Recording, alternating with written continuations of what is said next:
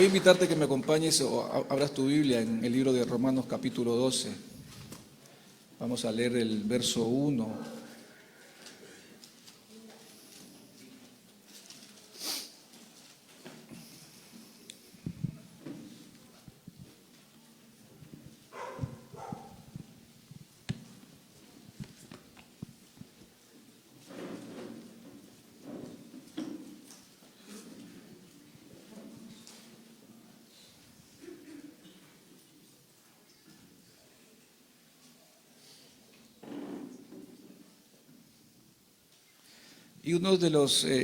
Y un asunto importante que tenemos que nosotros observar cuando miramos este texto de la palabra de Dios de Romanos capítulo 12, básicamente es poder entender lo que el apóstol Pablo quería decirle a sus oyentes.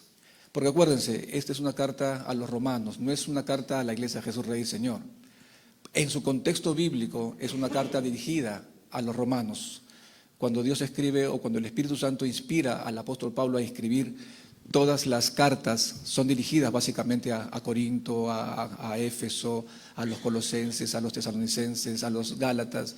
En este caso está escribiéndole a los romanos. Entonces, cuando nosotros entendemos la intención del escritor y el destinatario, entonces podemos entender cuál era el pensamiento que tenían los romanos en ese entonces y luego sacar las aplicaciones espirituales que nos puedan ayudar a nosotros a poder entender por qué se lo está escribiendo, a quién se lo escribe, por qué, las razones y los puntos importantes del por qué le está diciendo lo que le está diciendo. Creo que si comenzamos por ahí, entonces vamos a poder entender qué es lo que había en la mente del apóstol Pablo y en su corazón para decir tales palabras. Porque se ven muchos casos en los que los predicadores predican algo y estoy seguro de que si el autor de la carta estuviera presente diría, yo nunca quise decir eso. Tú estás diciendo algo que nunca quise decir, estás mintiendo. Pero como está parado en el púlpito y Pablo está en el cielo, no va a bajar para decirlo y estás equivocado. Por eso es que nosotros tenemos la responsabilidad de poder estudiar los libros en su contexto para poder realmente meternos en la mente de Pablo y saber por qué se lo está diciendo y en qué circunstancias se lo está diciendo. Por eso vamos a leer Romanos capítulo 12, solamente del 1 hasta el 2. Dice, así que hermanos, os ruego por las misericordias de Dios que presentéis vuestros cuerpos en sacrificio vivo, santo, agradable a Dios, que es vuestro culto racional. Luego dice, no os conforméis a este siglo, sino transformaos por medio de la renovación de vuestro entendimiento para que comprobéis cuál sea la buena voluntad de Dios, agradable y perfecta. Entonces Pablo empieza dándole una exhortación. Así que hermanos, os ruego por las misericordias de Dios. Así que, ¿por qué esa palabra así que? Así que es una palabra como si fuera un término de conclusión.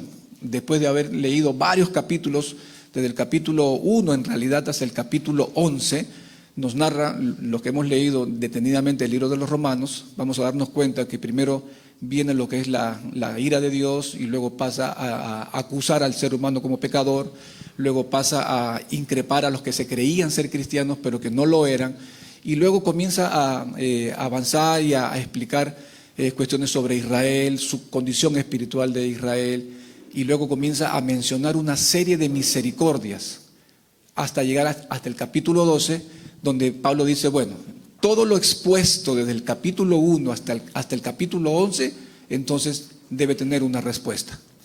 Comienza, así que, entonces, después de todo lo expuesto, después de todo lo que les he dicho, entonces es una forma de dar el siguiente paso. ¿Qué debemos hacer ahora nosotros? Pero antes de que yo les diga qué es lo que tenemos que hacer, primero quiero que usted escuche, no lo busque, pero quiero mostrarle algunas misericordias. Desde el capítulo 1 hasta antes del 12 hay muchas misericordias, no las he nombrado todas, pero en realidad hay muchas misericordias de las que el Señor manifiesta a nuestras vidas. Por tal motivo, claro, eso no quiere decir de que la Biblia no esté llena de misericordias. La Biblia es un libro que se caracteriza por dos cosas. Primero, por la crisis del ser humano y segundo, por su gracia. La Biblia es un libro de crisis. Todo es crisis, si usted se da cuenta. Crisis familiar, personal, nacional, política, religiosa. Toda la Biblia es un libro de crisis, por eso que no hay nada en el mundo que pueda entender mejor al ser humano que no sea la palabra de Dios. Cuando uno se expone a la Escritura, uno viene con crisis, pero también encuentra misericordia y gracia. Por eso que es muy importante, hermanos, que usted sepa que la Biblia no es un libro inalcanzable, como para no leerla y dejarla ahí por un tiempo indefinido y como las abuelas antiguas, ¿no? Hablo de cuando yo era pequeño, ellas guardaban ahí sus lentes o decían, para que mis hijos no me agarren el dinero, guardaban ahí el dinero, ¿no es cierto? Bueno, creo que no ha pasado eso acá, amén, porque no veo risas, y eso es bueno. Pero la Biblia nos expone a nosotros. Cuando uno se acerca a la Biblia te expone. Muchas veces te avergüenza. Muchas veces la Escritura te angustia, te preocupa, porque no hay nadie en el mundo que sea capaz de poder revelar las profundidades de tu corazón que no sea la Escritura. Porque la palabra de Dios es más cortante que toda espada de dos filos y penetra hasta partir el alma, la coyuntura y los tuétanos y discierne los pensamientos y las intenciones del corazón. En otras palabras, es como que si sacara lo que ni siquiera tú mismo puedes conocer acerca de ti mismo y de las maldades que eres capaz de hacer hasta que no las haces. Cuando las haces, dices, ¿cómo pude ser capaz de hacer esto? Pero cuando uno va a la Escritura puede advertirte de lo que tú eres capaz de hacer, que aunque no haciéndolo, puedas tomar ciertas medidas para no dejar que eso termine por consumarse. Por eso, hermano, es muy importante, quería dar solamente esa parte para que podamos comprender, pero por ejemplo, una de las misericordias que tenemos aquí, por ejemplo, en Romanos 3:24 nos dice, justificados gratuitamente por su gracia. Romanos 5 habla sobre la justificación por la fe, donde tenemos paz para con Dios. Romanos capítulo 9 dice, seremos salvos de su ira, aún estando justificados en Él. Romanos 8 nos habla que ninguna condenación hay para los que están en Cristo. Romanos capítulo 8, verso 29, nos dice que fuimos escogidos antes de la fundación del mundo, que Él nos eligió antes que usted y yo naciéramos, antes que usted no existiera el mundo, ya Dios lo tenía en su mente y en su corazón. Y si usted está presente en esta mañana, es porque Dios lo trajo, no porque usted quiso venir. Como decía el Señor, a quien Él quiere da vida. No es que usted quiera tener vida porque quiere tener vida en Cristo. Si Cristo no le da la vida, usted y yo estaríamos muertos. Es porque Él te da la vida, es porque estás aquí. Es algo que tenemos que entender. Y luego dice también, en el mismo Romanos capítulo 8, es un verso que todos conocemos, dice, nadie nos separará del amor de Cristo, ni tribulación, ni angustia, ni persecución, ni hambre, ni crisis nos podrán separar del amor de Dios que es en Cristo Jesús. Eso nos dice el mismo capítulo de Romanos 8. Entonces, ninguna de tus fallas, ninguno de tus errores, ninguno de tus pecados, ninguna de tus equivocaciones, si eres hijo de Dios, podrán separarte del amor de Dios que es en Cristo Jesús. Si te apartaste, vas a regresar. Si te equivocaste, te vas a levantar. Porque Dios levanta a aquellos quienes han creído en Él. Porque nadie tiene una vida espiritual perfecta. Nadie siempre está colocado en la parte más alta. David decía, hoy me gozo en el Señor, pero al día siguiente estaba que se moría de la angustia y de la tristeza. Hay algunas mesetas espirituales donde solemos quedarnos por mucho tiempo, pero sabe que, hermano, los que hemos conocido a Cristo sabemos que ni nuestros pecados, ni nuestros errores van a impedir que nos separemos del amor de Dios que es en Cristo Jesús. Esas son las misericordias. Porque ¿quién de los que estamos aquí presentes puede decirme por sí mismo que es fiel sin la ayuda de Dios? Nadie tiene la autoridad para decir, yo le soy fiel a Dios sin su ayuda. Somos fieles por su ayuda. Hay una doctrina que Dios permite en algún momento pueda tocarla, pero que se llama la perseverancia de los santos. La manera como Él te permite que tú no te desencamines de los caminos. Pedro era uno de los que nos da más ánimo a los creyentes por sus constantes errores y fallas y caídas. Pero también es la manifestación más grande de la gracia de Dios que ha podido existir dentro de la Biblia.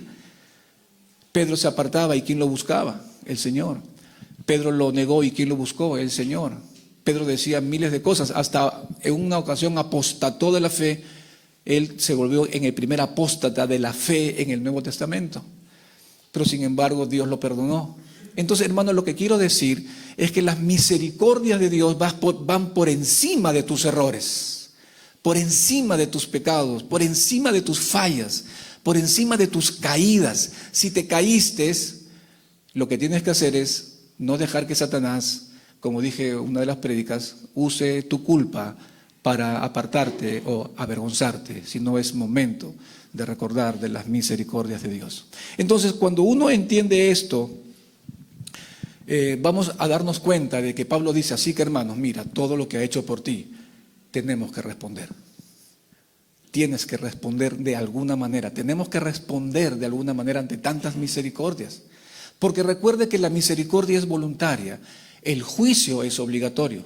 Cuando Dios derrama su juicio es obligatorio, pero cuando Él quiere tener misericordia es voluntario. Esa es la gran diferencia. Usted y yo no merecíamos juicio, eso es algo inevitable, pero la misericordia es voluntaria. Por eso dice Romanos, tendré misericordia del que yo quiera. No es porque me merezco. Si Él no quiere tener misericordia de ti, no la tiene. Así de sencillo. Dios no te debe nada. Dios no me debe nada. Dios no nos debe nada a nadie. Solo su misericordia está sentado acá. Entonces, ¿cómo debe de afectar nuestras vidas? Tiene que afectarlas profundamente en nuestra adoración, en nuestro caminar cristiano. Por eso Pablo dice, así que por todas estas misericordias nosotros tenemos que responder. ¿Cómo respondemos? Esa es la gran pregunta. Pastor, ya sé, ya me convenció. Ahora dígame cómo respondo. Primer punto, ¿cómo respondemos? Dice, presentando tu cuerpo en sacrificio vivo. Eso es lo primero que tienes que hacer. Que presentéis vuestros cuerpos. Tienes que presentar tu cuerpo, mi cuerpo.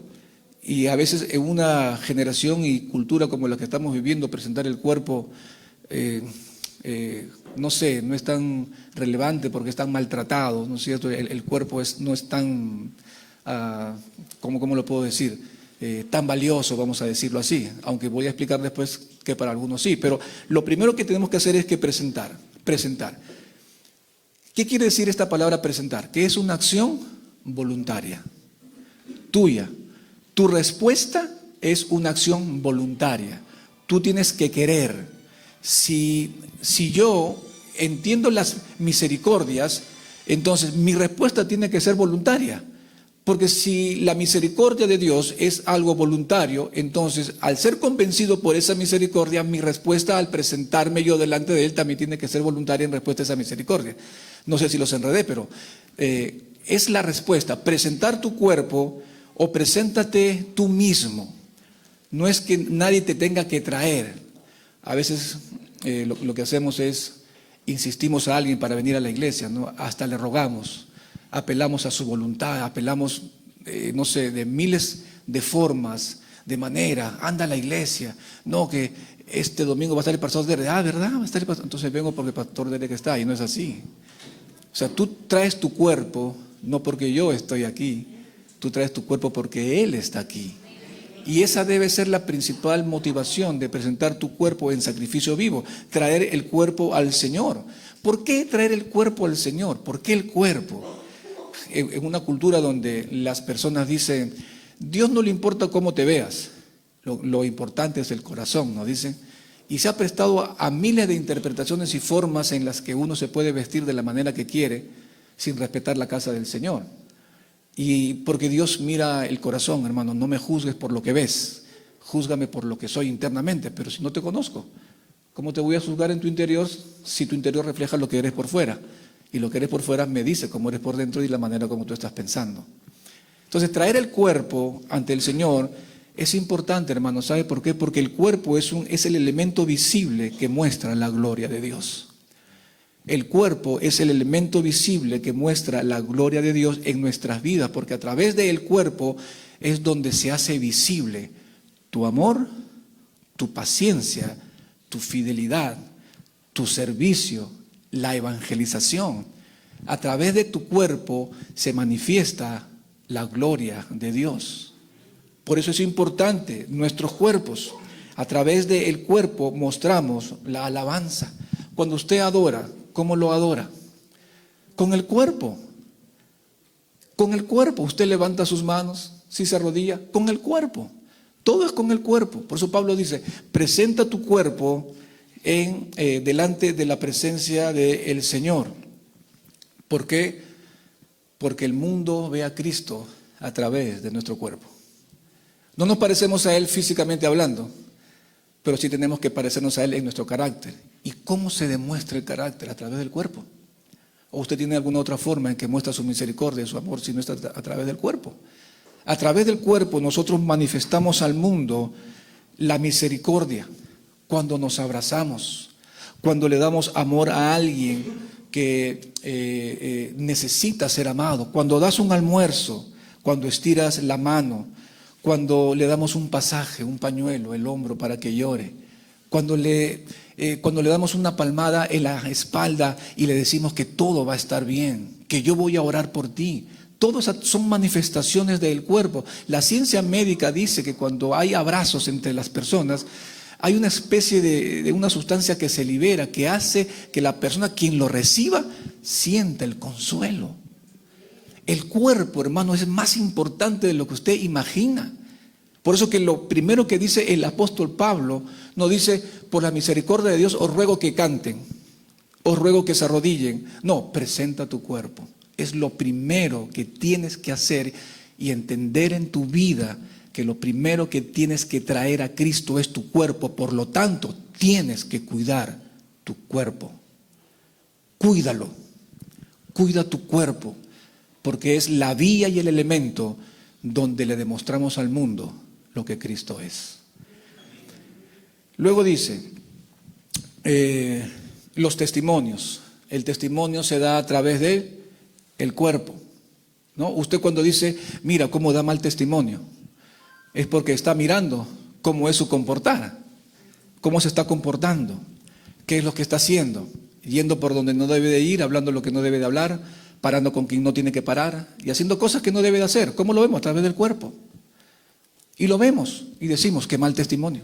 O usted dice, qué mal testimonio porque mira lo que está pensando o mira lo que está sintiendo, a menos que no lo manifieste a través del cuerpo.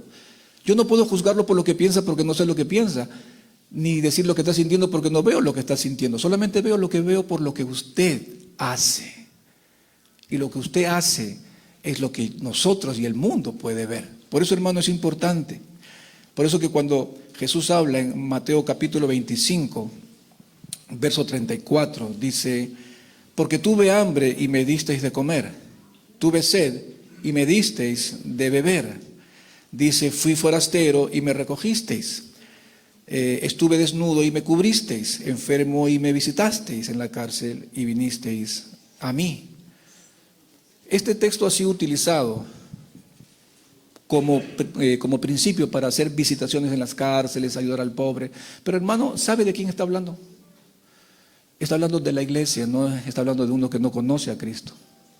Porque dice, a mí, me lo hiciste a mí, viniste a mí, yo tuve hambre, dice Jesús. Y usted recuerda cuando el apóstol Pablo, o antes de ser Pablo, era Saulo, perseguía a la iglesia y Jesús se le aparece en el camino a Damasco y le dice, Pablo, ¿por qué me persigues? No, a ti no, yo persigo a la iglesia. No, a mí me persigues. Lo que le haces a mis hermanos, me lo haces a mí. Entonces, el texto está hablando básicamente del cuidado que debemos de tener, del cuidado corporal de los hermanos de la iglesia. Porque habían hermanos, hay hermanos que tienen hambre. ¿O usted piensa que hay hermanos que no tengan hambre? Hay hermanos que tienen hambre. Hay hermanos que necesitan ser visitados en la cárcel, pero no visitados en la cárcel porque han cometido alguna fechoría y han robado, sino hermanos que por causa del evangelio fueron echados en la cárcel, lo cual hay mucho. Y me visitasteis, dice. Tuviste misericordia de mí. Y luego dice, estuve desnudo. ¿Cuántos hermanos no tienen para vestirse en este invierno? Una buena casaca, una buena chompa, para que se abriguen. Y me cubristeis, dice. Y luego dice, fui forastero. Hermanos que no tienen dónde estar en una casa. ¿Se dan cuenta que todo esto son expresiones corporales? ¿Se dan cuenta que todo tiene que ver con el cuerpo? Por eso que Jesús decía Antes de eso, nuestro cuerpo manifiesta lo que somos por dentro. Usted manifiesta, no quiero, es mi primer día de predicación y no quiero que me mire mal, pero su actitud de su alabanza refleja lo que usted es por dentro. La actitud de su adoración refleja lo que usted es por dentro, o lo que Cristo significa para usted por dentro. No estoy hablando de hacer locuras, no, que también lo voy a explicar. No estoy hablando de estar en el descontrol. Estoy hablando simplemente de la conciencia de saber delante de quién estoy. Cuando esa conciencia invade mi vida, mi cuerpo pasa a ser controlado por el Espíritu de Dios. Ojo, controlado por el Espíritu de Dios no en el sentido de volvernos locos todos y tirarnos las sillas por la cabeza unos a otros o jalarnos los pelos, ¿no es cierto?, para decir que somos llenos del Espíritu Santo. No estoy diciendo eso, pero el cuerpo es importante.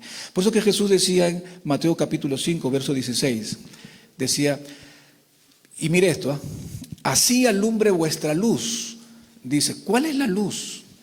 Delante de los hombres, para que vean, ¿para que qué? Para que vean ¿qué? Vuestras buenas obras. ¿Y cuál es el fin? Que glorifiquen a vuestro Padre que está en los cielos. Por eso que, hermano, es importante, por eso que es muy importante que nosotros presentemos nuestros cuerpos en sacrificio vivo. Pablo resalta esta experiencia primaria como respuesta a sus misericordias. Presentar a Cristo, presentar nuestras vidas a Cristo como o nuestros cuerpos a Cristo como primera respuesta, porque a través de ello mostramos su gloria y su misericordia también al mundo. Ahora, como le dije al principio, ¿qué tiene que ver esto? Recuerde, Pablo le está escribiendo a los romanos. ¿Y por qué habla de cuerpo? Porque acuérdense de que los griegos reinaban primero antes que los romanos, no vamos a entrar en historia, pero los romanos aplastaron a los griegos. Y es donde comenzó la etapa de la helenización. ¿Qué significa la palabra helenizar? Significa que los romanos se quedaron con ciertas cosas que los griegos tenían: la vestimenta, el lenguaje y la religión. Entonces, y dentro de esas costumbres que los griegos habían dejado, los romanos adoptan ciertas culturas respecto del concepto que ellos tenían del cuerpo. Para los griegos el cuerpo era muy importante, de ahí de las luchas greco-romanas y las manifestaciones físicas que ellos podían tener. El cuerpo para ellos era muy importante. Se dio inicio del culto a la belleza. Y cuando yo me refiero a belleza, no solamente hablo de hermanas o mujeres, también de hombres, porque también los hombres también se quieren ver bellos, ¿no es cierto? Algunos ya no estamos bellos, pero quieren verse físicamente bien, ¿o me equivoco? ¿Hay aquí alguien que me quiera desmentir que no se quiera ver bien físicamente? Todos queremos vernos bien, ¿sí o no? A veces compramos espejos que no nos digan la verdad y que nos mientan, ¿no? Porque no sé si ha pasado, ¿no? En este espejo yo me veo mal, en este me veo bien, no sé qué ha pasado ahí, pero no es así. Uno se ve mal en todos los espejos. Entonces, para ellos el culto de la belleza, el cuerpo, era el objeto de culto. Y dice, se practicaba mucho el ejercicio físico y el cuidado personal para alcanzar la belleza ideal. Había una obsesión sobre el cuerpo, un culto desmedido sobre el cuerpo, y era presentado a la sociedad como un producto para que tanto hombres como mujeres recibieran la alabanza y la gloria y los aplausos de las personas. En eso estaba desenfrenándose, eso estaba ocurriendo y iba en aumento cada vez más. Ahora, este era el pensamiento de Pablo a los creyentes romanos. Pero pregunto, ¿es muy diferente ahora? Podría terminar el culto acá, decir, bueno, hermano, vamos a orar y listo. Podría acabar aquí el culto, pero no es muy diferente. El pensamiento de Pablo era el pensamiento de la sociedad es igual. El culto al cuerpo se ha convertido casualmente en el Dios de muchos. Y si Pablo le está escribiendo a los creyentes, era porque los creyentes también estaban cayendo en el mismo error. En el mismo error. Entonces, nadie está conforme con lo que tiene. Se pone aquí, se saca allá, se aumenta aquí, se quita acá. no está conforme con lo que tiene, ¿no es cierto? Debemos de aceptar lo que se nos cae también, ¿no? Antes tenía, los que me conocen, antes tenía una melena, el Rey León me decían, ahora ya no soy el Rey León. Entonces, hermano, la mayoría de las personas y muchos creyentes a veces están dando culto al cuerpo. Usted en su defensa puede decir, pero yo no voy al gimnasio, yo no levanto pesa. Ahora le voy a explicar que no necesariamente tenga que verse muy bello físicamente para darle culto al cuerpo. Ahora le voy a explicar. Entonces, hermano, el reflejo de la vida terrenal para los griegos era prácticamente como un dios. Ellos consideraban que el cuerpo era la vida misma de ellos y la vida terrenal era considerada un reflejo de la vida después de la muerte. Todo estaba centrado en lo temporal, en el aquí y en el ahora. Y Pablo estaba preocupado por eso. Estaba un tanto preocupado porque no quería que la iglesia cayera en ese tipo de filosofías. Porque si usted no presenta su cuerpo en sacrificio vivo, entonces usted se corre el riesgo de que ya Cristo no sea su Señor, sino usted mismo. Entonces luego dice, aquí voy a leerles algo que es muy importante, porque desenmascara realmente lo que la cultura griega decía. Dice que la perfección, el cuerpo de los griegos y romanos, era el cuerpo perfecto, sin defecto, esbelto, precioso, colocado sobre un pedestal. Usted sabe, usted ha visto, ¿no es cierto?, esos, ¿cómo le llaman?, estatuas, ¿no? El cuerpo perfecto, inclinado. Pero también es una hermosa mentira, dice, hasta los más grandes pintores de otras épocas tuvieron dificultades para encontrar la inspiración en un único ser humano y tomaron las mejores porciones de cada uno de los distintos modelos que posaban para ellos y así poder ejecutar una composición sin defecto alguno, ¿no es cierto?, para presentar algo que realmente no era, sino sacaban de aquí, ponían allá. Es como que saquemos una persona y saquemos cada uno de ustedes. ¿Cómo saldría, no? Si le sacamos a cada uno de ustedes una parte de su cuerpo, ¿cómo quedaría acá? Bueno, no me imagino, pero... entonces, eso es lo que Pablo estaba queriendo decir. Ahora, estoy a favor del cuerpo en una buena salud, un cuerpo bien cuidado. Estoy a favor de eso, definitivamente sí. Estoy a favor de eso, no niego que la salud de los cuerpos es importante, porque si su cuerpo no está bien cuidado y usted se enferma, ¿con qué usted le sirve al Señor si no es con el cuerpo? ¿O me equivoco? ¿Usted le sirve a Dios con el cuerpo? Los hermanos que tocan acá el ministerio, ¿con qué tocan? ¿Con los ojos o con el cuerpo? Un día estábamos jugando fútbol, hace 10 años atrás, y me acuerdo que estábamos en la cancha allá en Ventanilla, la de fútbol, y estábamos jugando y le dijimos a Renato Tapa, y dijo, no, pero ¿por qué? Y le dijimos, no, es que tengo que tocar, y si me cae un pelotazo y me malogro los dedos, ¿cómo toco la guitarra? Sí me explico. ¿Qué estaba cuidando? ¿Por qué? Porque con eso sirve al Señor. ¿Me explico? La importancia de poder cuidar el cuerpo para poder tener un mejor servicio al Señor. Entonces, hermano, esto es muy importante ahora, pero también entiendo que la sociedad en la que estamos viviendo, con tanta comida industrializada, ¿no? Ha afectado la salud de los cuerpos. Tantas azúcares, tantas harinas, ya nos ha, en cierta manera, deformado, ¿no?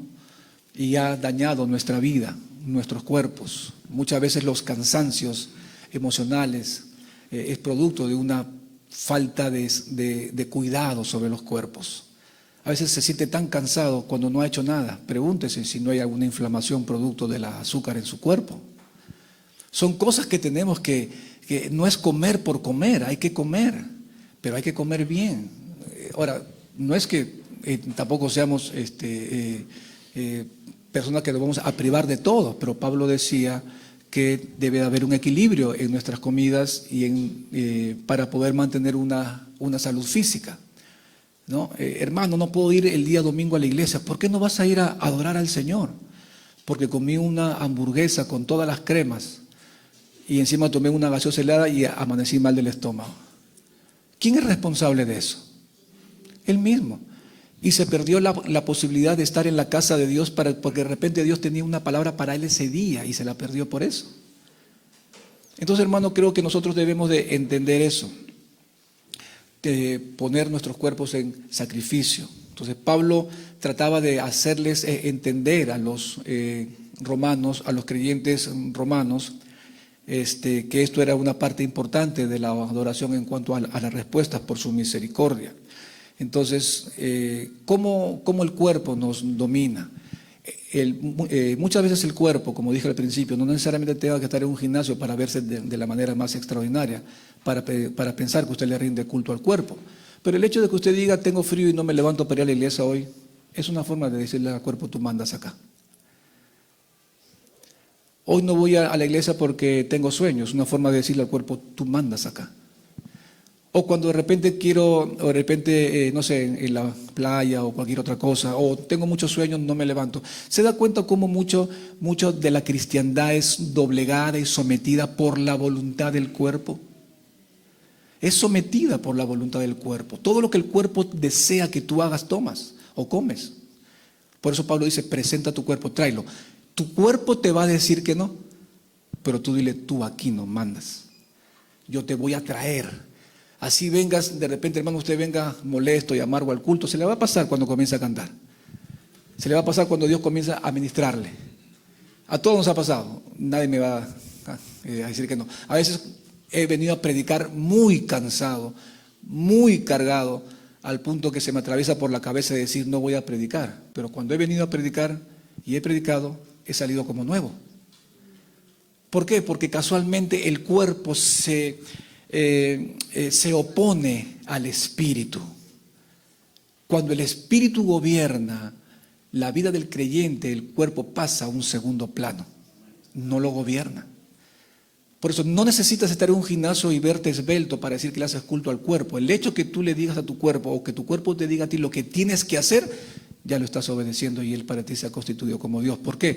Porque si tú prefieres a tu cuerpo antes que a Dios, entonces Dios deja de ser tu Dios y pasa tu cuerpo a ser tu Dios. ¿Sí me dejo entender? Entonces, hermano, qué importante es esto. Por eso Pablo decía, presenten su cuerpo en sacrificio vivo. Y luego dice en 1 Corintios 9, 27.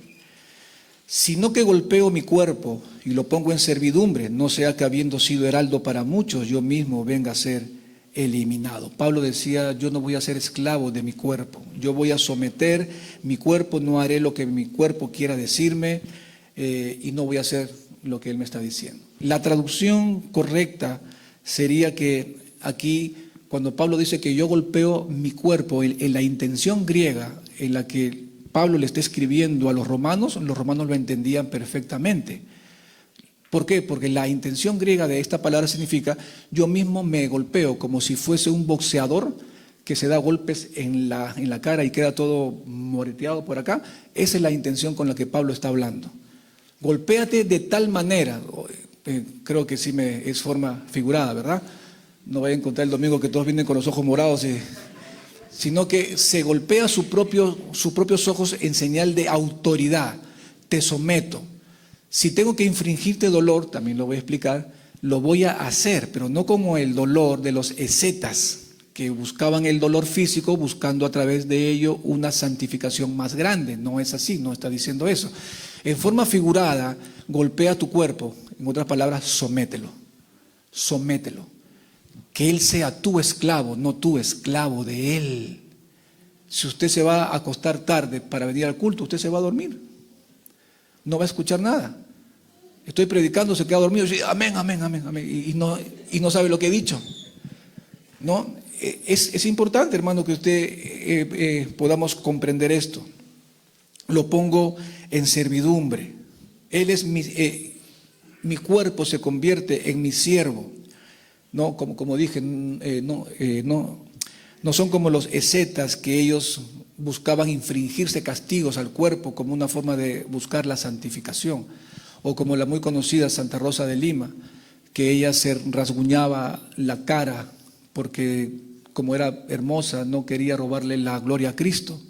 O se ponía correas de puntas, porque así ella manifestaba la santidad. No está hablando de eso. no nos está llevando a ese punto. Entonces, hermano, creo que es muy importante que nosotros entendamos este punto de no ser dominados, sino dominar. Recuerda, Dios no nos ha dado un espíritu de cobardía, sino de poder, amor y usted se puede dominar. No va a decir, uy, es que no quise y lo hice. Mentira. Dios te ha dado dominio propio. ¿Qué tengo que hacer? Solamente ejércelo. Solamente hazlo. Hoy no quiero leer la Biblia, la voy a hacer. Hoy no quiero orar, voy a hacerlo. No quiero ir al culto de oración el miércoles, voy a ir. ¿Sí me explico? ¿Por qué hay tanta ausencia de los miércoles? En algunos casos es justificable, otros es porque su cuerpo les está diciendo, no vayas, hace frío. Hermanos, si no tenemos esta primera intención de presentar nuestros cuerpos en sacrificio vivo, lo que usted puede hacer más adelante es en vano. Es en vano. No hay cristiano que no entienda este primer paso como respuesta a sus misericordias. Si no presenta su cuerpo, usted no está viviendo un cristianismo. Usted está viviendo una religión. Y eso es lo más triste de esto.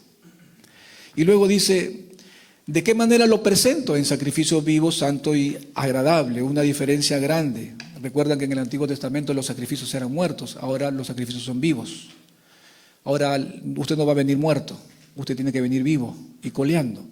Usted tiene que venir con sus 5 facultades bien puestas, con sus 5 sentidos bien. Usted tiene que venir despierto con sus 5 sentidos. En el Antiguo Testamento eran animales muertos, hoy venimos vivos. Y esa es la idea.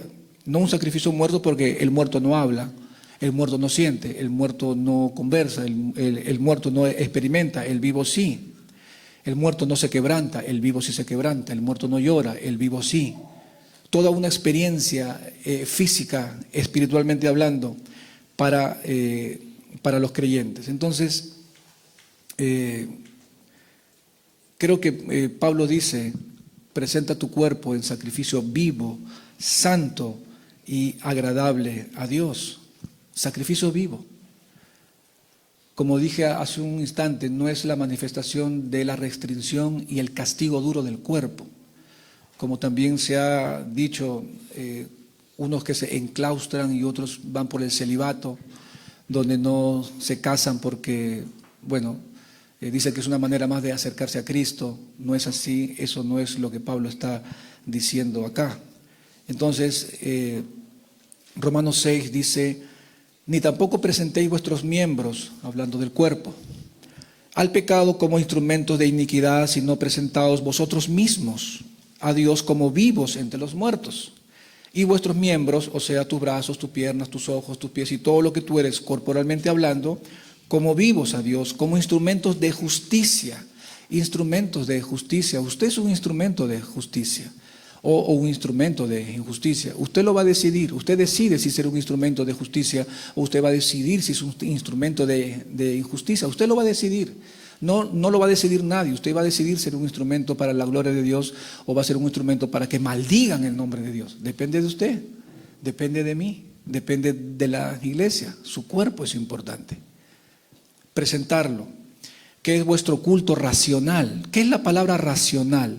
La palabra racional viene de la razón y aquí es el punto clave. Y esta parte es importantísima. Si se duerme alguien, dile, no deje que tu cuerpo te domine. Despiértate, no le vaya a golpear en los ojos, solamente dile que se despierte. Dice que es vuestro culto racional. ¿Qué significa la palabra racional? Básicamente la palabra racional es cuando Pablo usa esta expresión de un sacrificio que tiene que ver con el entendimiento. Tiene que ver con el entendimiento. Te pregunto, ¿usted sabe por qué ha venido en esta mañana? ¿Usted sabe por qué ha venido? Yo fui para adorar a Dios. Segunda pregunta, ¿lo está adorando con su cuerpo? Bueno, sí, pastor. Tercera pregunta, ¿usted vino a adorar a Dios para escuchar su palabra? ¿La está escuchando? ¿La está entendiendo? Cuarta pregunta sería, si usted ha entendido esta escritura, entonces usted cuando salga de este lugar no puede ser el mismo.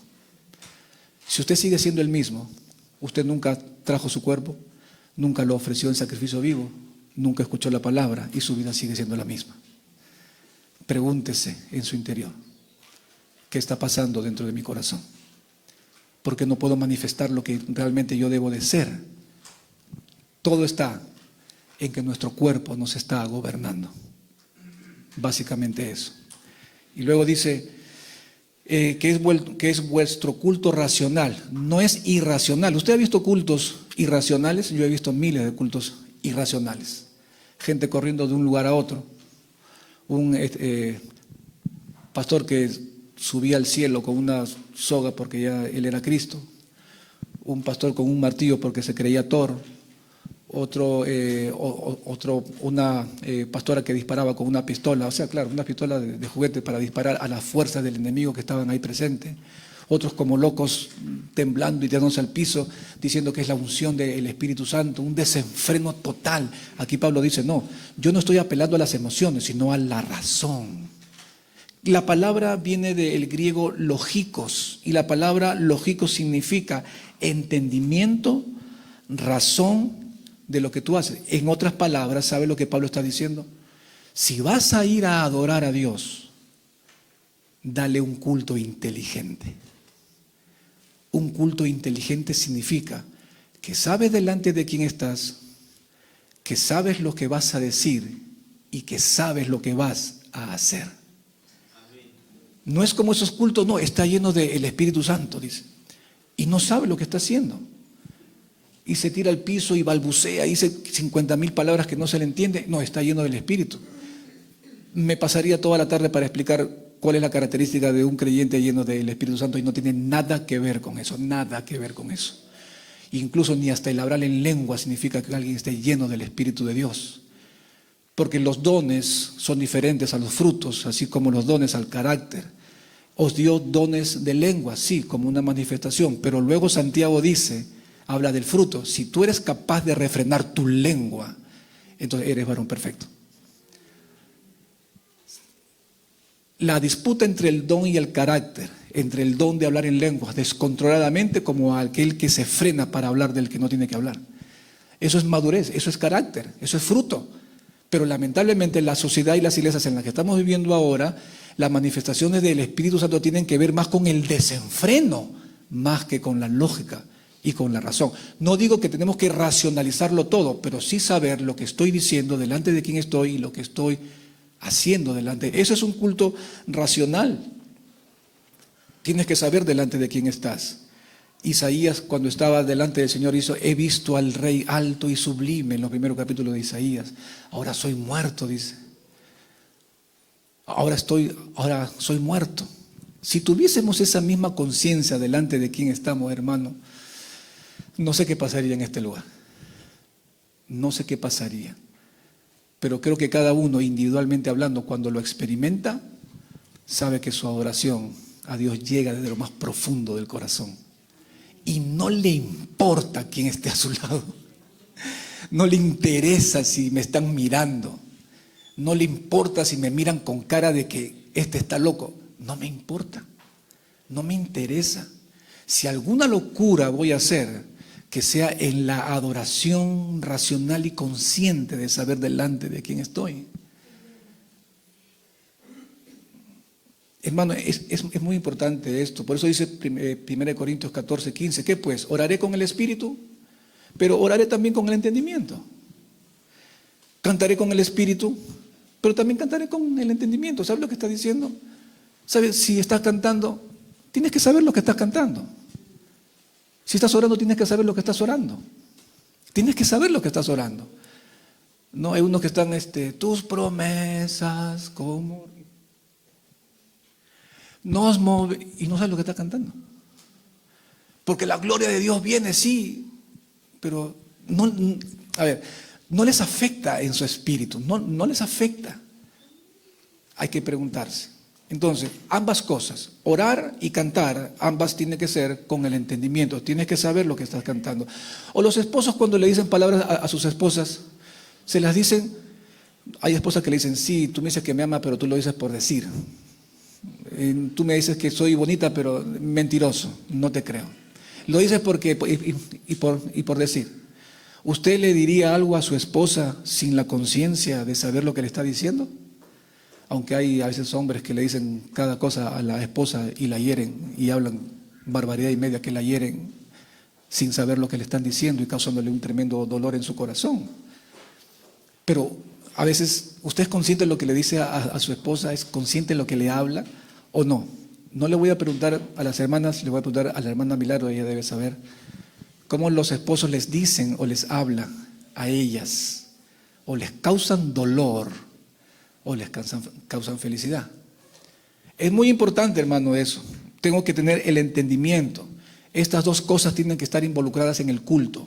El orar con entendimiento y el cantar con el entendimiento. Es el orden que Dios ha establecido en nosotros para poder dar un culto real, sin emocionalismos. Es muy diferente a no tener emoción.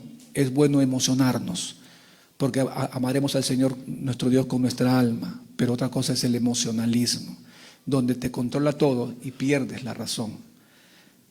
Entonces, hermano, es muy importante que nosotros podamos entender estas cosas y darle al Señor un culto inteligente, un culto racional. Y después de esto, entonces, ¿cómo usted debe de salir? Su vida no puede ser la misma, hermano. Su vida no puede ser la misma. Si usted dice, pastor, ¿cómo me evalúo para saber si estoy en la fe? Comience preguntándose si su cuerpo le está dominando. Comience por ahí. ¿Me domina mi cuerpo? ¿O mi cuerpo es dominado por mi espíritu? Comience por ahí. No vaya que si canta o si ora. No vaya por ahí. Vaya primero porque si su cuerpo está sometido a la voluntad y a la autoridad de Dios. Ahí comienza todo. Luego tenemos las emociones. Cuando no entendemos esto, venimos a la iglesia no a dar culto. Voy a darle otro ejemplo. No venimos a dar culto, sino a recibir culto. Pastor, ¿cómo es eso que venimos a recibir culto? Porque yo quiero que me hagan sentir bien. Porque la prédica del pastor no me gustó. Porque cuando entré no me saludaron. Porque cuando lo miré me volvió la cara. No me sonrió. Y se resiente. Y dice, no voy más a esa iglesia. ¿Sabe qué? ¿Para qué usted vino? Usted vino a recibir culto. No vino a darlo. Vino a recibirlo. Si usted tiene esa idea, usted ha venido a ser adorado. No ha venido a adorar. Si usted ha adorado a Dios y el hermano como que lo mira mal, ¿sabe lo que usted va a hacer? Usted se va a acercar a él y lo va a abrazar. Es alguien que está en el Espíritu. Es alguien que está en el Espíritu, que camina en el Espíritu. No le importa si lo miraron mal, si no le saludaron, si no le hablaron, si no lo llamaron. No le interesa. Él vive en el Espíritu. Y no le importa porque el Espíritu está por encima de la marea. Siempre va a ser así. Entonces, hermano, es muy importante esto. Usted no viene a recibir culto. Usted viene a darlo. Dele a Dios para Él lo que Él se merece. Entonces luego dice, la razón es importante, dice, no os conforméis a este siglo, sino transformaos por medio de la renovación de vuestro entendimiento. Ahí viene ya la renovación del entendimiento. Del sistematizo es una palabra griega que significa poseer de una forma exterior o adecuarme a un molde, a una forma de vida. Otra de las preguntas que usted se debe de hacer es, ¿cómo me estoy comportando? ¿Me comporto como un creyente verdadero o como el mundo se porta? Esa es una evaluación personal que cada uno tiene que hacer. ¿Y cómo lo hago? Fíjese en su forma de hablar. ¿Cómo habla? ¿Habla como un adolescente? ¿Habla como una persona que su lenguaje no está a la altura de la edad que tiene? ¿Habla cosas espirituales como Pablo les decía, cantando salmos e himnos espirituales entre vosotros? Y cuando hablen palabras sazonadas con sal para dar al oyente una buena impresión. ¿Cómo es su forma de hablar? Es una buena forma en la que usted puede darse una evaluación personal. ¿Cómo se comporta? ¿Anda hablando de todo mundo? ¿Con quién más para? ¿Con hermanos de la iglesia? ¿Con gente del mundo? Son evaluaciones personales y muy fáciles de poder saber. ¿Qué publica en sus estados? ¿Está publicando que las vas a pagar? Ahora vas a saber quién soy. Oye, ¿qué pasó, hermano? ¿Sí me explico? Porque también son cosas en las que yo me expreso, en las que yo digo, en la que me doy a demostrar. O no saludo a alguien. Yo creo que me estoy dejando entender, ¿verdad? Hermano, y esto es importante. Esto es muy importante porque el último paso, el que ya prácticamente nos sepulta, es que si nosotros estamos conformados al mundo, entonces en algunos casos habría que preguntarse si soy creyente o no. Porque no es posible que alguien mantenga una conducta por años y no cambie. Es imposible. No, es que no es posible. Es imposible. Debe haber una conducta, un cambio, una experiencia. Porque todos los que pasaron por Cristo y lo miraron a los ojos jamás volvieron a ser los mismos. Cuando Jesús estaba siempre pasaba algo. Siempre había algo. En una experiencia espiritual con Él siempre pasa algo. No sales igual. Es porque Él está ahí. Luego dice los famosos patrones de conducta establecidos, líneas de pensamiento con las que debemos de luchar para no conformarnos con ello. Primera de Pedro 1:14, Pedro usa la misma palabra que dice, usa la misma palabra griega para no conformarse, de Romanos 12. Como dice, como hijos obedientes, no os conforméis a los deseos que antes teníais estando en vuestra ignorancia, sino como aquel que os llamó es santo. Sed santo vosotros en toda vuestra manera de, complételo usted, vivir. ¿Cómo vive usted? En toda vuestra manera de vivir, no solamente en la iglesia, en el trabajo, cuando va a comprar, en la esquina, con el vecino. Hay vecinos que tienen conceptos terribles de los cristianos. Antiguamente, cuando se llamaba a alguien al ministerio y se le pedía el servicio, ¿sabe lo que hacían antes? Hablaban con el hermano, hablaban con la esposa, con los hijos y con los vecinos. ¿Sí? Esto es verdad. Se hablaba con los vecinos para preguntarle, ¿cómo es el testimonio de él? Hacían, ¿por qué? Porque en los requisitos que habla Pablo para el obispado en Timoteo dice, y que no caiga en descréditos para con los de fuera. Eso implica que hay que preguntarle a los de afuera cómo se va comportando el que está parado al frente. Y si estaba en descrédito, pues estaba descalificado. No solamente porque tenga una buena oratoria tenga que estar parado acá, o porque sepa la Biblia debe estar parado acá. Debe tener un crédito también. Claro, ya no se hace eso, ¿no? Ya no hacemos esas encuestas, pero así se hacía antes. Entonces, todo lo que tiene que ver con nuestra manera de vivir, con lo que usted vive, debe de representar a Cristo en todo lo que hace. Debemos de darle lucha frente al mundo que nos quiere moldear a como ellos quieren. Y luego dice, para que no seamos una imagen que refleje lo que el mundo es, sino transformarnos por medio de la renovación de vuestro entendimiento, para que podáis comprobar cuál sea la buena voluntad de Dios, agradable y perfecta. ¿Sabes cuál es también otro de los grandes, cómo explico? Una de los no beneficios de un cristiano. Nunca he visto a una generación de cristianos en este tiempo tan perdidos, que no saben a dónde van, ni saben lo que Dios quiere para sus vidas. No saben. Tienen más de 30 años en la fe y no saben para qué Dios los llamó.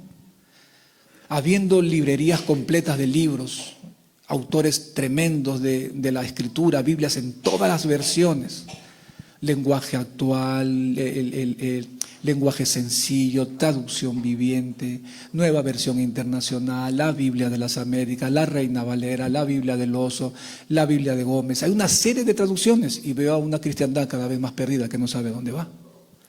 ¿Por qué? Es la pregunta. La pregunta y la respuesta está aquí. Si tu mente no es renovada, entonces nunca vas a saber lo que Dios quiere de ti. Nunca. Y eso es terrible. No saber lo que Dios quiere es terrible. Porque si Dios es la razón de tu existencia y no sabes lo que Él quiere, entonces tu existencia no tiene sentido. Para que puedas comprobar cuál sea la buena voluntad de Dios, agradable y perfecta. En otras palabras también, el cambio de su vida espiritual, ¿sabe dónde comienza? En su mente. No mentes positivas, no buenas vibras, no sé positivo, hermano. ten buenos... No, eso es falso, eso es mentira, eso no existe. Aquí la renovación de vuestra mente tiene que ser con la palabra de Dios.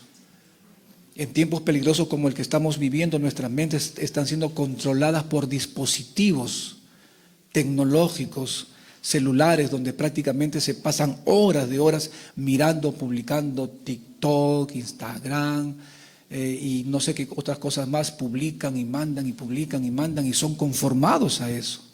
Conozco creyentes que dejándose llevar por lo del TikTok dice, entonces dejaron de apercibir la voluntad de Dios. Conversé con una hermana hace mucho tiempo, donde TikTok le decía, a los 15 años ya tienes que haber acabado esto.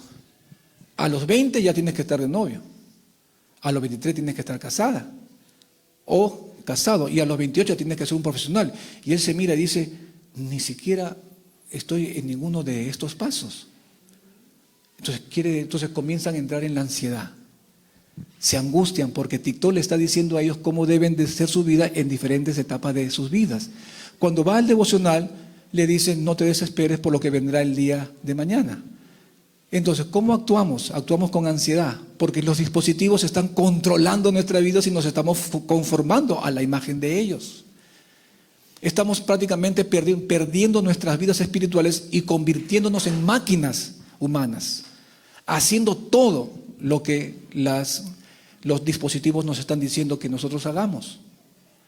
Cuando usted sale de su casa, usted no piensa primero, yo no digo que pase acá, pero muchos dicen, mi Biblia, no, ¿qué piensa primero? Si se asegura si carga el celular, después la Biblia.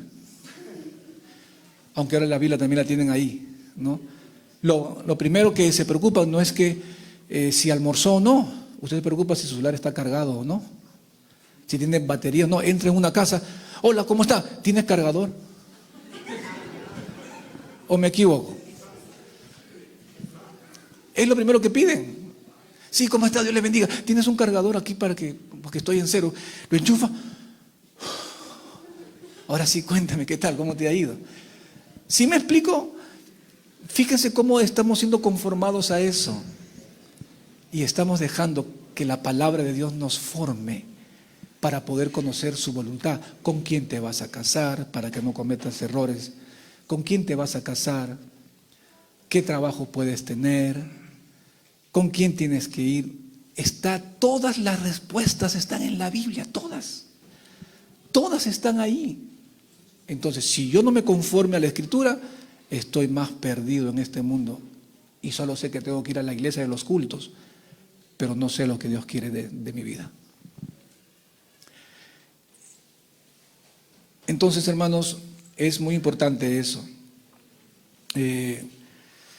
Estamos entrando en un tiempo difícil, en un tiempo difícil donde las filosofías de este mundo nos están conformando. Yo puedo, yo quiero, yo logro, alcanza, tú puedes, no necesitas, tú y el bendito empoderamiento de las mujeres. No soy feminista, ojo, ni estoy en contra de que la mujer tenga su lugar. Pero hay una filosofía del empoderamiento de la mujer tal que sacan pasajes bíblicos como el de Hechos capítulo 1 que dice, y les daré poder para poder sustentar lo que están diciendo. Y dicen, y les daré poder cuando venga el Espíritu Santo y me seréis testigos en Jerusalén. Ya ve, ahí está, el empoderamiento, porque el Espíritu Santo no está diciendo eso. Ahí no hay ningún empoderamiento de la mujer que da rienda suelta al feminismo. Le está diciendo que recibiréis poder para que seas testigo para predicar el Evangelio. Nada más. Iba a decir otra palabra, pero nada más que eso.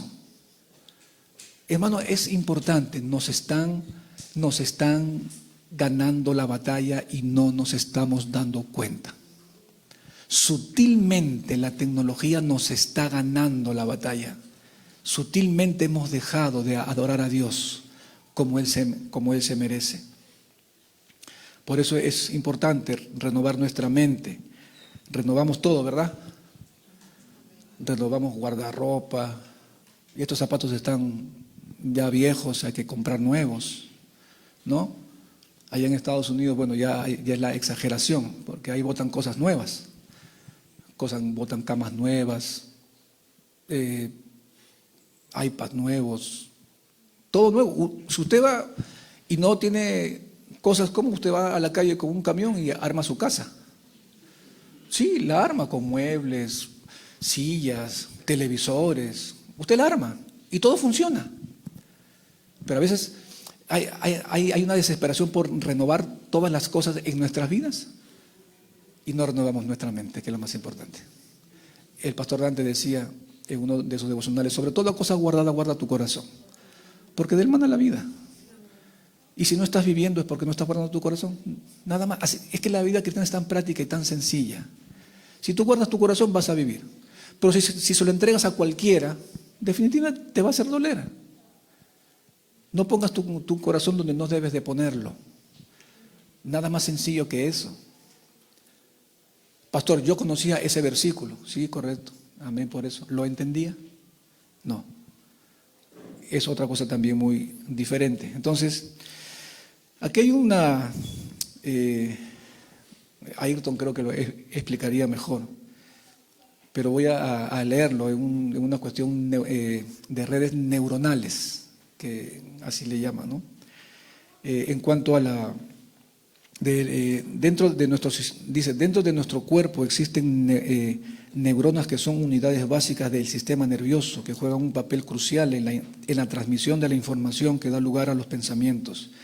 Las neuronas son la célula clave que permiten la transmisión de información en el cerebro y que está informando y a su vez da lugar a los pensamientos, emociones y comportamientos. Estas neuronas se comunican entre sí a través de señales eléctricas y químicas, creando una red de actividad neuronal que representa ese pensamiento.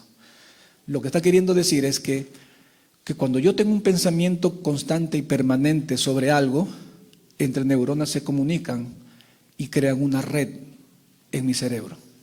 De tal manera que se hace tan fuerte que sin querer comienzo a actuar conforme yo pienso.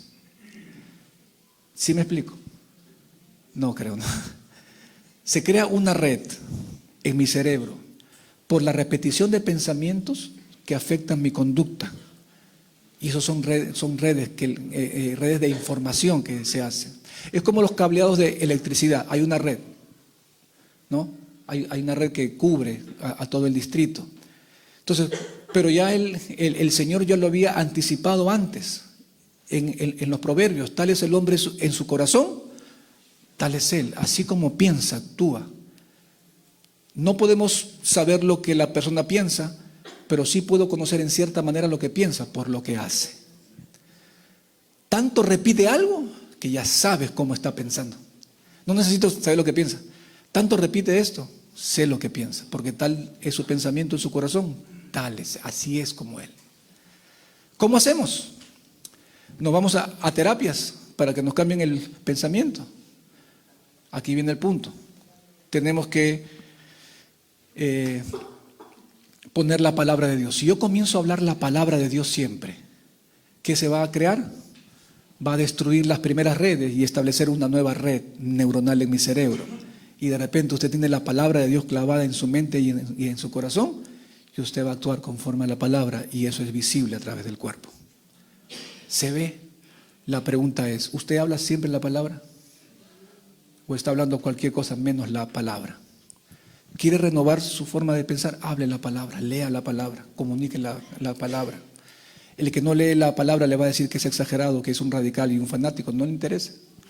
Hable la palabra todo el tiempo y vas a ver cómo su vida va a comenzar a cambiar de manera. Si usted tiene pensamiento de pornografía todo el tiempo, entonces usted ya sabe. Si usted es un materialista, entonces su vida solamente va a estar enfocada en el dinero y en lo material y en qué lograr y alcanzar y esto y lo otro y aquello. Si usted, depende de dónde usted pone su mente, el negativismo. Si usted es una persona depresiva, no entiendo que hay depresiones que tienen que ser tratadas médicamente, pero hay otras depresiones que son básicamente por la acumulación de pensamientos negativos que tienen que ver con tu pasado. Y hay personas que sufren de ansiedad, que tienen que ver con pensamientos de su futuro. Por eso que no pueden leer la Escritura. Puesto que su comportamiento es diferente. renovar los pensamientos es muy importante para ello. Entonces, hermano, si no renovamos nuestra mente con la palabra de Dios, entonces va a ser muy difícil y muy complicado. Entonces, el mayor impedimento es esto. Y para terminar, quiero darle simplemente un pie de página. ¿Cuántos de nosotros hemos escuchado de campamentos de sanidad interior? Salud mental. ¿Han escuchado mucho de eso? Y vas al campamento, ¿no? Y llenas haz una lista de todo lo que te hicieron en el pasado, ¿se acuerda? Aquí también lo hemos hecho. Recién estaba comenzando yo también a aprender muchas cosas. Hemos aprendido y llenas así, que me hicieron, una lista enorme así de cosas. Y encima dicen, ¿y eso que me falta, pastor? Dice. Entonces agarramos y hacemos una fogata en la noche y cantamos y reprendemos al demonio, ¿no? Y sí, diablo fuera, y pasen al frente todos, ¿no? Y pasaban con sus hojitas a quemarlo, y lo quemaban. Seguían siendo los mismos, siguen siendo igualitos, no cambiaron, solamente quemaron una hoja. En un momento hubo una cierta tranquilidad de la conciencia. Sí, ahora sí me siento. Dicen, sí, ya te estoy liberado, se ha ido el demonio. Ahora sí estoy bien, no sé, salgo a la calle 2, 3 días y ¡boom!, cae en lo mismo. ¿Por qué? Porque el verdadero cambio y la verdadera sanidad del alma está en renovar tu mente. Ahí está. Tú renuevas tu mente, tu alma se sana. Tú no renuevas tu mente, tu alma se te complica. Tienes que renovar tu mente.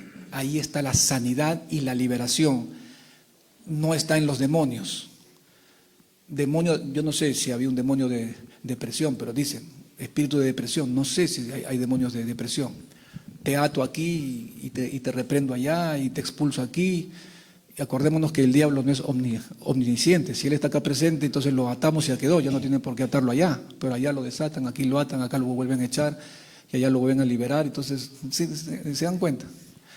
Por eso que Pablo al principio decía que vuestro culto sea racional. Él tenía en cuenta la idea de no manipular a las personas emocionalmente hablando, para que puedan cumplir sus propios objetivos, de los que se suben a los púlpitos y tratan de hacer que la gente haga lo que ellos quieren que haga. Renueve su mente. Se acercan los cursos bíblicos, se acerca el seminario.